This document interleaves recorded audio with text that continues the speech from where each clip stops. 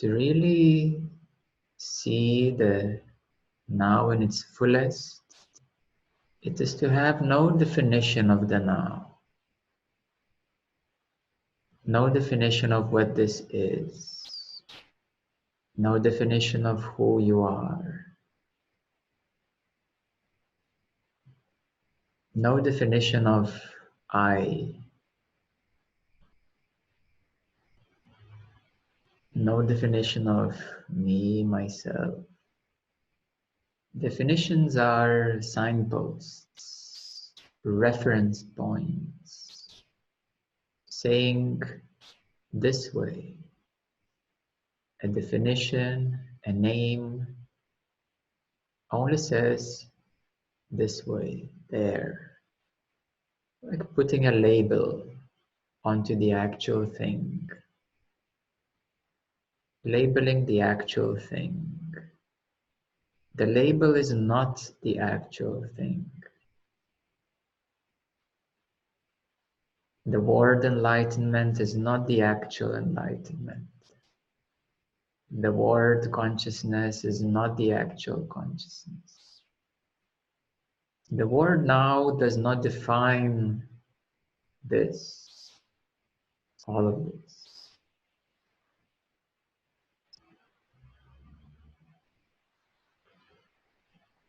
Definitions are the way of the mind, convenience,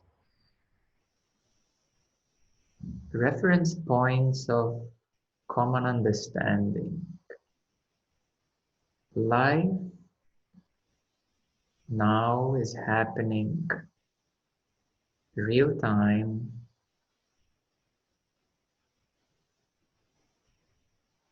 and the process of thought is too slow in itself. It's a process.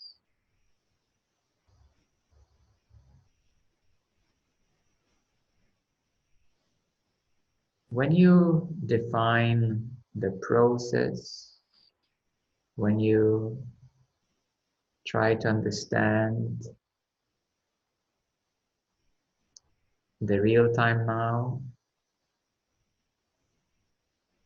it is already a function of the mind, and thus your attention is within the mind.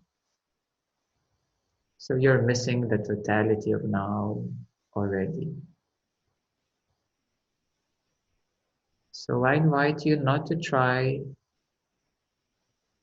to understand, but to simply openly listen. To allow my words to come in and come out. Because my words are only pointing to this real-time total experience.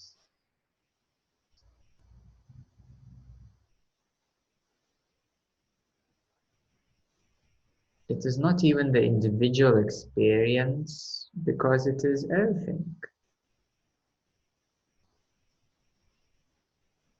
The individual experience has limitations. The total experience is boundless, undefinable, real time, happening, happening, happening. It is, it is, it is.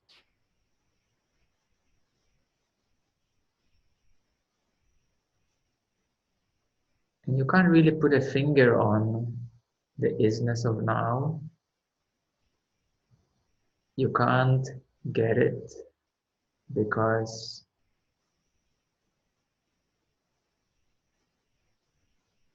getting it is actually only getting some idea.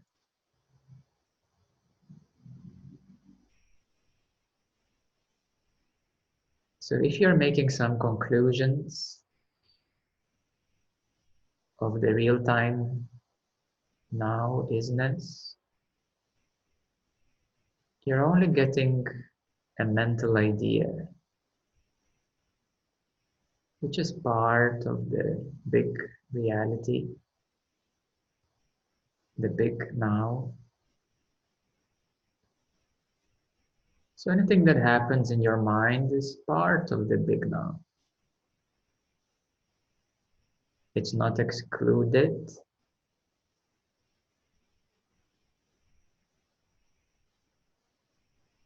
The only difficulty is that your experience becomes limited when you use the mental process. Because the big now cannot be perceived with the mental process. The mental process is too slow.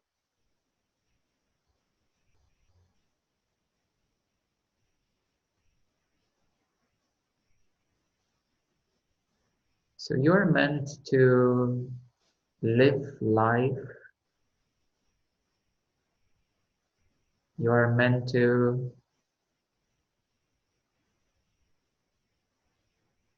see the one of everything, the big now.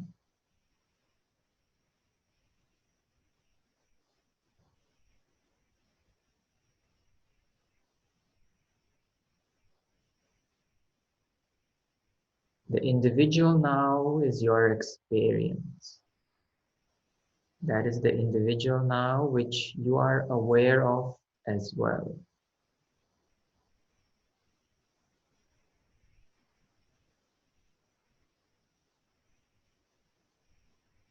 The big now is to release any specific focus, any specific attention in any specific place, outside or inside. It is not specific.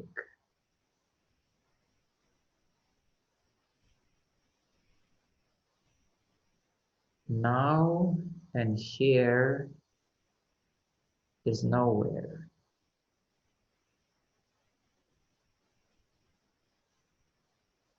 You can even add the two words now and here, and the combination of these two words becomes nowhere.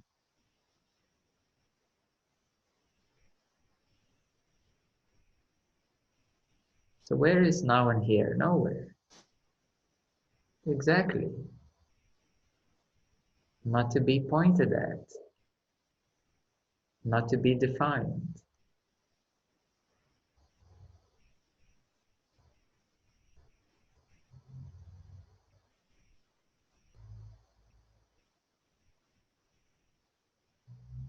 So essentially what we are dealing with is the contraction of attention, which creates a limited view, an individual reference point.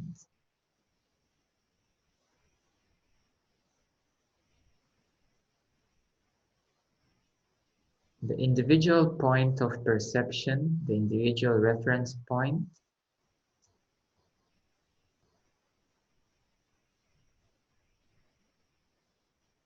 is like looking at a spherical ball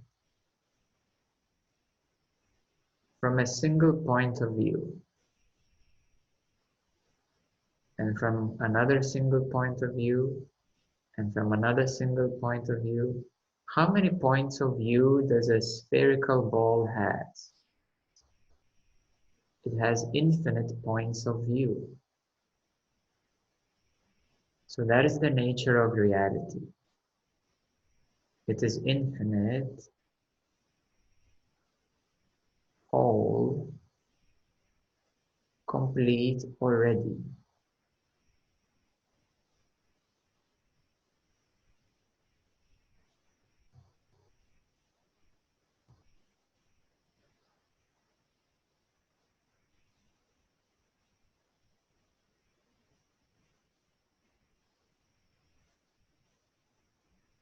Some people call it the big picture,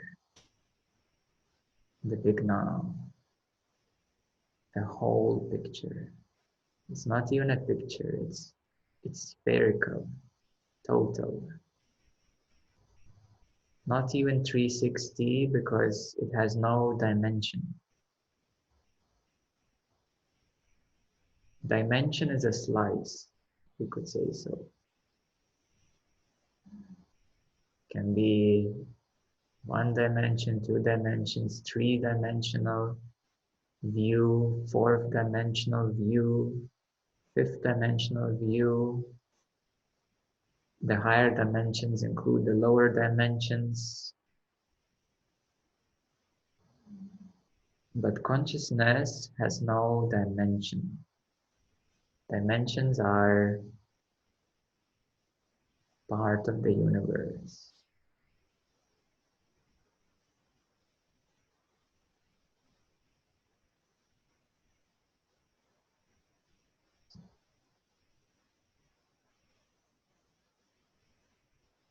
So the best way is to be undefined, to put no label on the big now, on this real time happening, and you are so close. You're right here.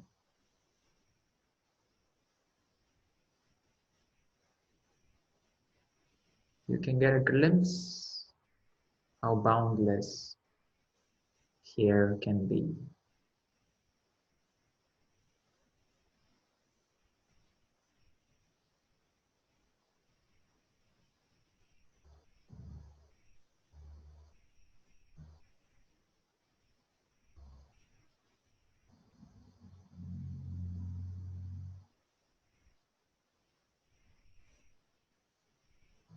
In the human energy system,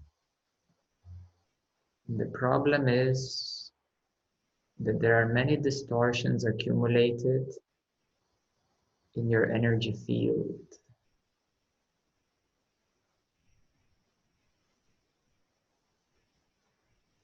Interlocked distortions.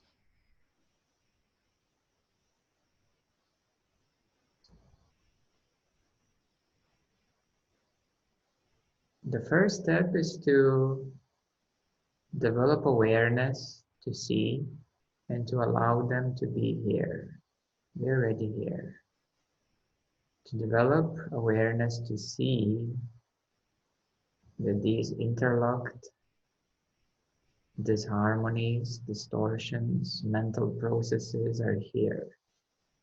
Some call it the noodle soup. They're a bit more organized than noodles. They're interlocked distortions.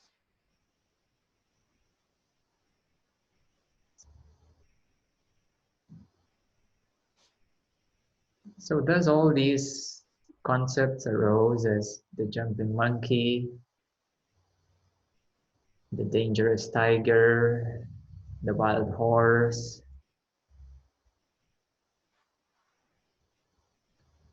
The mind for the average human being is very scattered, very unorganized. With meditation practice, it becomes more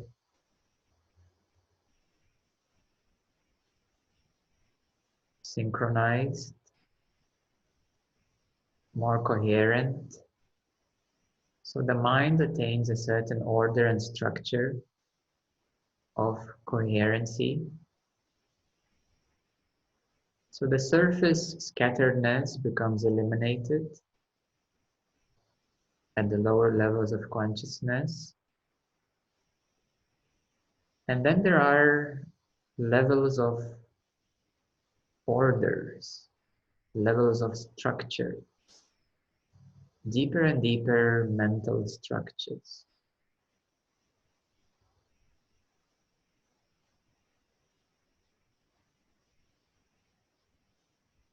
The very deepest mental structure is a perception. Because perception is a view of reality. I will emphasize a view of reality. A view means there is a certain boundary of the view of reality, and perception is seeing through that specific boundary.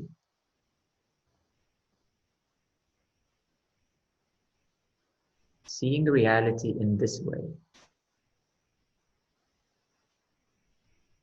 it's a perception.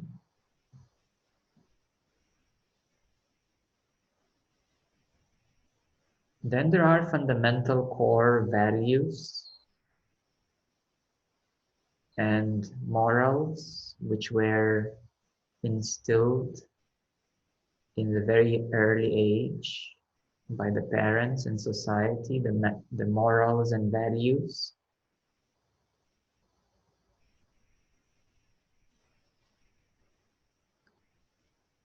And then there is another layer of beliefs,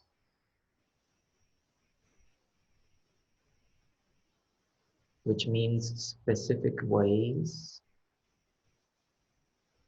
organized, solidified, concluded thoughts are beliefs. Organized, concluded thoughts are beliefs.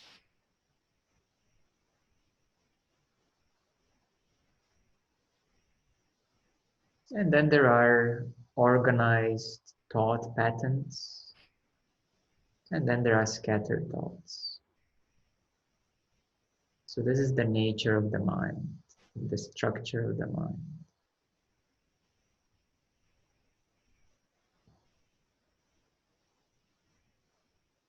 So perception is a way of seeing reality, a view of reality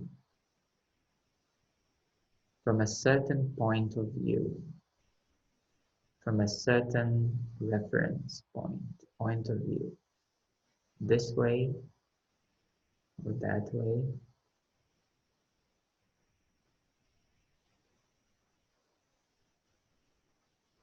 And thus one needs to come to the, we could say, spherical view, a whole view of the real time now.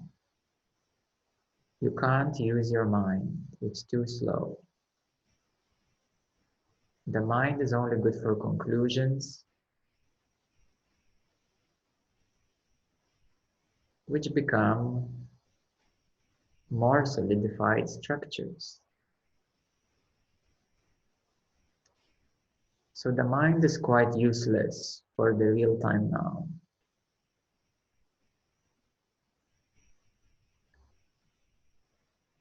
It's not that you will not have any memory anymore, it will be available.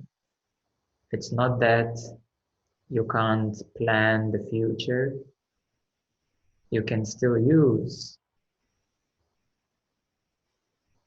certain processes, but not be used by them.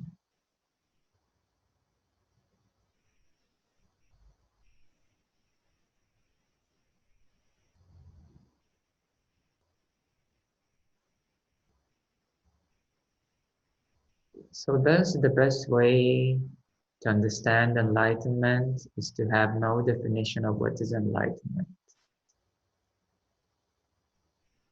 Have no definition of what is now. Enlightenment is a concept. Now is more real. Consciousness also may be understood as a concept.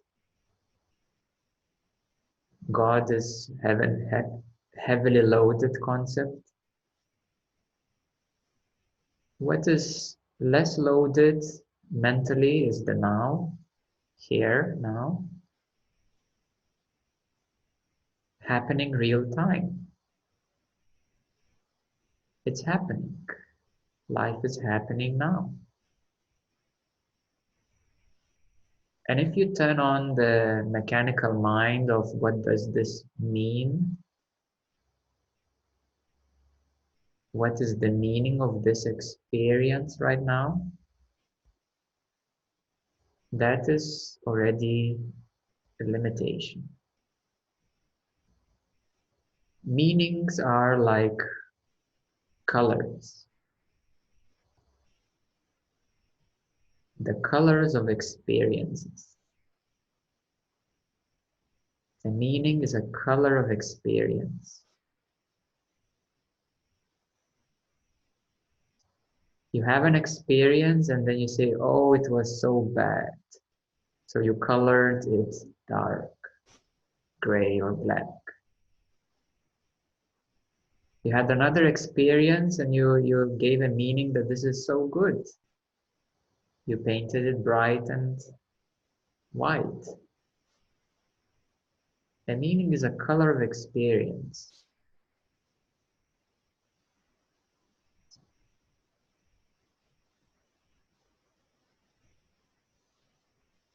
If you don't give a meaning to experience, the experience is neutral in itself.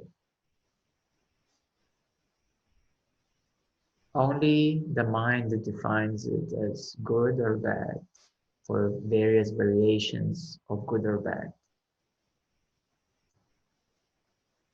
A whole spectrum of possible variations of good or bad, how good or how bad it is.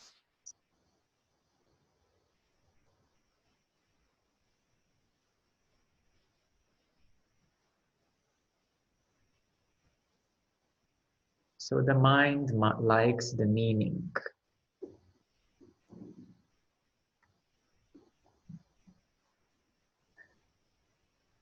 It's a very deep meaning. Ooh, I like it, says the mind. Oh, this is so deep. It must mean something.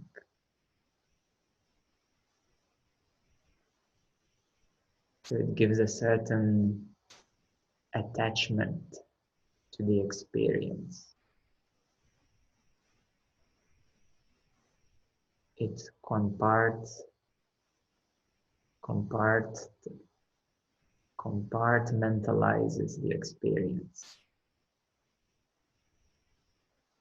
Puts into the boxes of good experiences and bad experiences. Seek for the good ones, avoid the bad ones.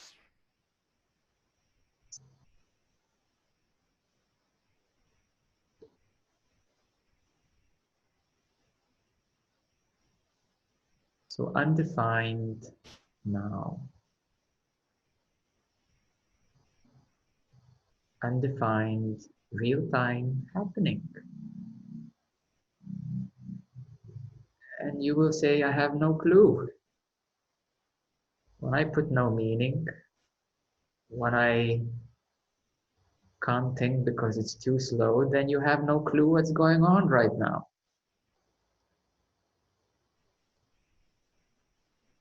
Oh my God, am I gonna die? I have no clue what's going on. Hold on to your chair. Your brain is gonna explode. Well, you're evidently still sitting here, evidently breathing, real-time happening.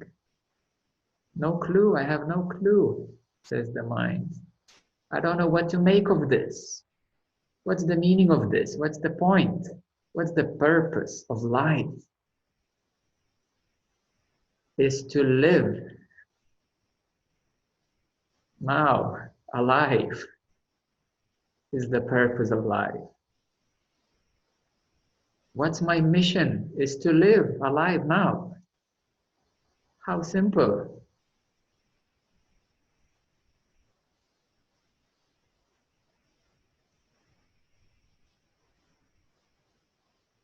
It's so really simple, but the mind needs to have a clue, an idea, a meaning, a purpose. The mind needs to hang on to something.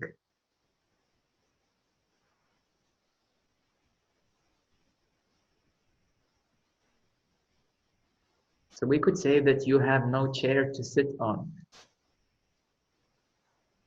The mind has no chair to sit on. Life is happening now. No clue, no meaning, no purpose. The purpose is to live now. The meaning is to live now. That your mission is to live now, alive, be alive. When your body will pass away, your mission will be over in this lifetime. That's quite obvious.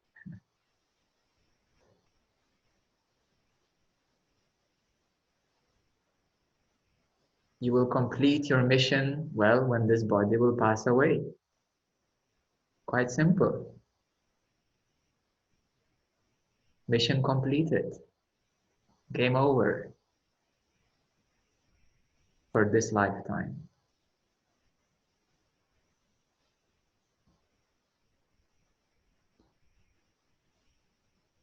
So you see how the mind has claimed everything, how the mind has grasped everything. It's my life. I have a mission, a purpose, a meaning. I need to find my mission. I need to realize my purpose. I need to hold everything together. I have to control this now. You have to control your body, otherwise it's not going to breathe. You have to control the movement of your eyes as if you know where they're going to move in the next 1 second.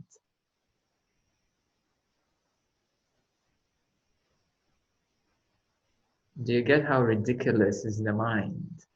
How slow it is, how dense it is, how contracted it is, controlling. It needs to have all these structures to keep everything solid, in place, in order, to know what's going on, so that to sustain the contracted way of living.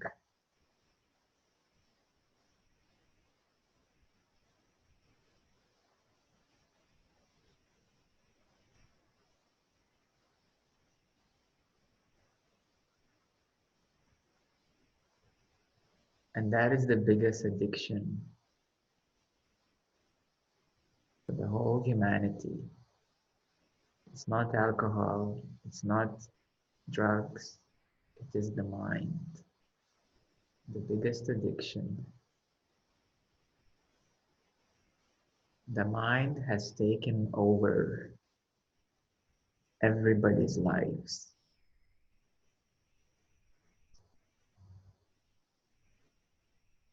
But the good news is that there is way out. It's called the big now. It's right here. The big now is right here. Yoga means union with the big now. To reunite with totality, with life, with isness happening right now. To reunite with the big way, with the big aliveness. That is the purpose of yoga. Non-duality means not two. Not two. It's not separate. It only appears to be separate. The mind is a veil, appearance, hypnosis. You're hypnotized. The mind is hypnotizing you. Look at me. What's the meaning? What's the purpose? What's the idea? Let's think about this and that. Let's hypnotize in this abnormal, semi-artificial conclusions, way of concluding everything. I got it. I got it. Yeah, I got you. Yes, I understood. Yes, I got it. Yeah, I got it, says the mind.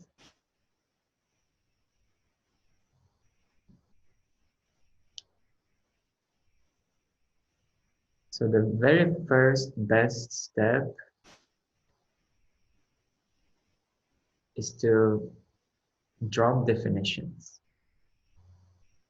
of experience right now.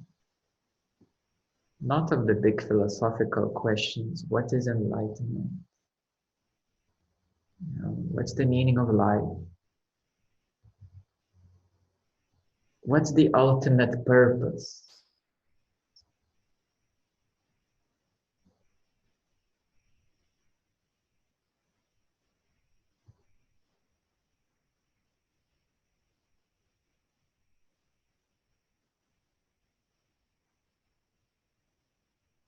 So keep it undefined.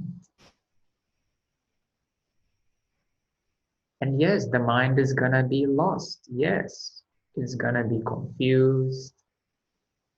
The mind is gonna be worried. My God, I can't define anything anymore. Jesus, what I'm gonna do now?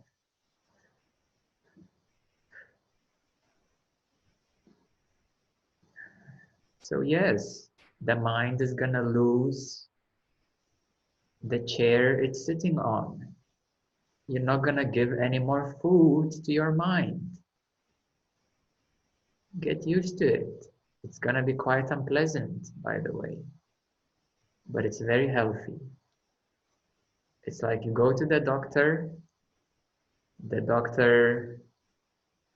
gives you a vaccine, let's say a positive vaccine. It ouches a bit at first, but then you feel better.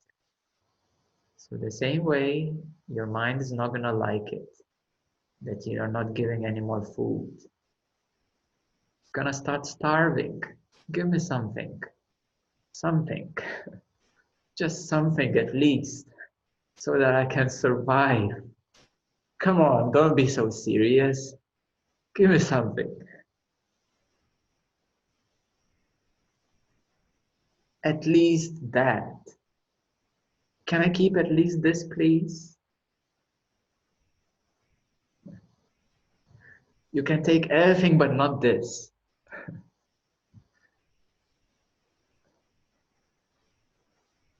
The mind has another way, which is fighting.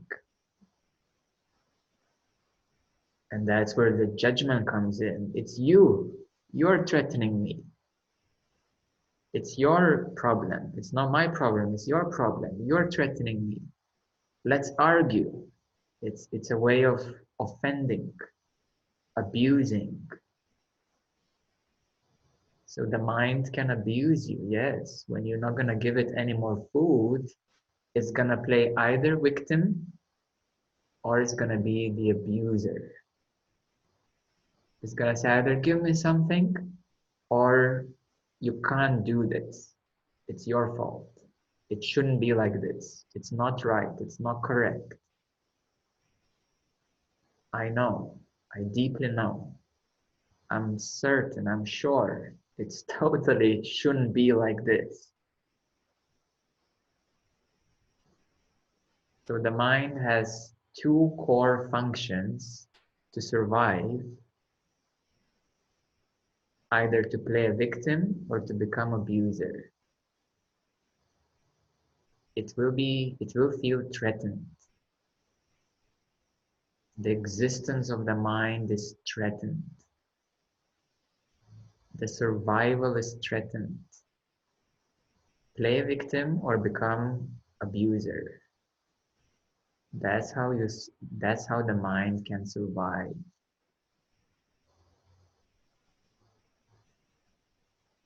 So it's not gonna like that you're not gonna give food.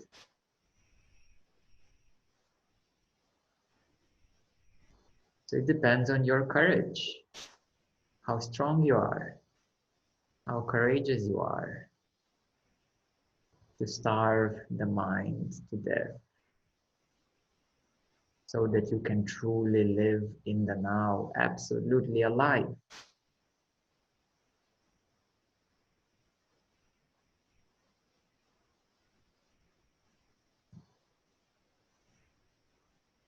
So there's a saying that the hope dies last.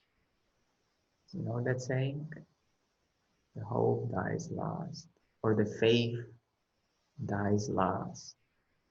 The hope or faith.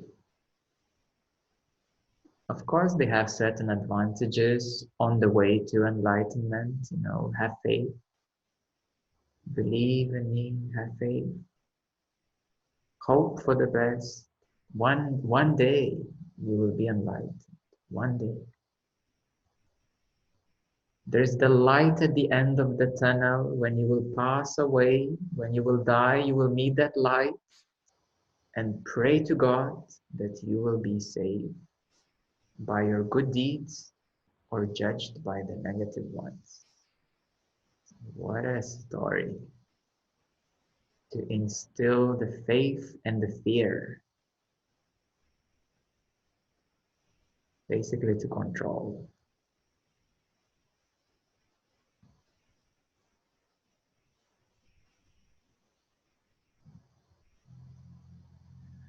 So it's quite a show of the mind. The mind is a big show. It's a tragic comedy happening in the real time. It's on the stage. The spotlight is right on the mind. It's on the stage. It's a tragic comedy. It's going on. Everybody's lives is a tragic comedy in many ways. It's a roller coaster. So undefined is the best way. And that's why the self-enquiry says to starve that I from all other thoughts, perceptions.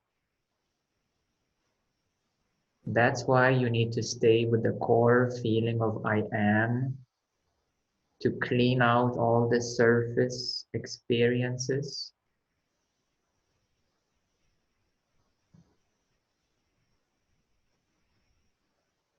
That's why your attention and focus is always externalized, and you need to bring it back to the heart on the right, to realize it's not internal, nor external. It's only a sense, internal, external.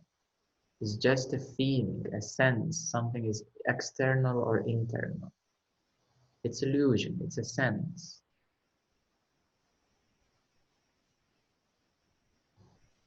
And you need to clean all the layers of the mind, to starve it, not to feed it anymore. It's not an easy process, of course. It's difficult, it's challenging. So that's why you need determination, courage, persistence, guidance,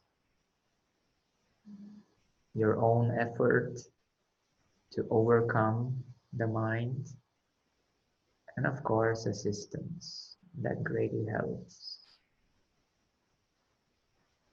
So that's how it happens. There is a lot you can do yourself to clean things up, to disidentify, to not give any food to these thoughts, beliefs, views, perceptions. And then you need a constant reminder, a constant guidance that this is the way, it's right here, it's right now. And that is my purpose, to help you, simply to help you.